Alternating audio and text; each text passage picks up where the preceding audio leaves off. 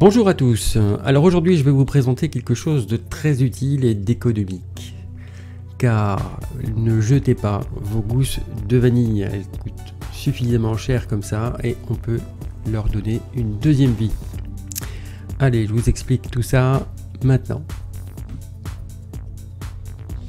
Alors commencez par peser donc la vanille, on fait simplement un temps pour temps, c'est-à-dire autant d'un côté que de l'autre.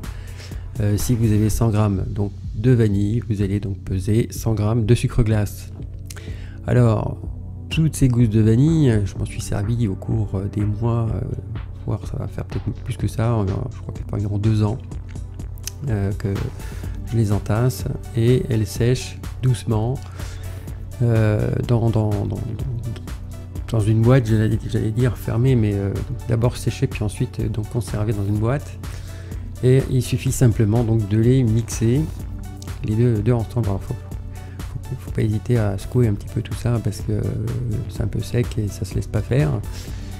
Et ensuite donc une fois que c'est bien mixé, il suffit simplement de tamiser le tout. Toutes les parties dures de la vanille sont mises de côté et vous avez un sucre vanillé excellent, vraiment excellent. Alors mixez le plus finement possible, là tout va dépendre de votre mixeur et de la puissance du moteur. Mais voilà, l'objectif c'est vraiment d'obtenir quelque chose de très fin, le plus fin possible. Voilà, c'est pour ça que je le tiens un petit peu longtemps, enfin c'est relatif. Voilà, c'est pas compliqué du tout, hein, il suffit simplement de bien mixer, puis de tamiser ensemble. Voilà, je fais ça dans une petite passoire en y allant précautionneusement. Et tout ce qui est... Alors là il me restait un petit peu de vanille, donc c'est pour ça que je l'ai mis là. Et ensuite, voilà, une fois que vous avez tout passé, le sucre avec la vanille fine, tout ce qui est grossier sera mis de côté et jeté par la suite. Donc pour la réalisation de vos crèmes, surtout des pâtes en fait, hein, les sucres vanillés.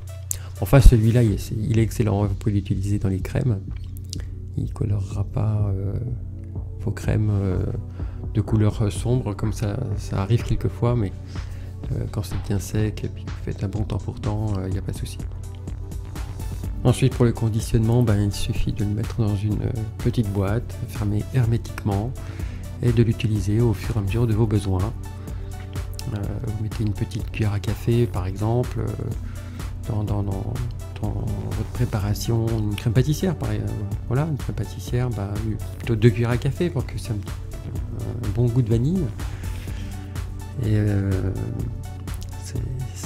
vous allez vous rendre compte que ce sucre vanillé est vraiment puissant comparé à celui qu'on achète. Ça n'a rien à voir du tout. D'ailleurs, il a une couleur un petit peu brune. Ça démontre bien la qualité du produit.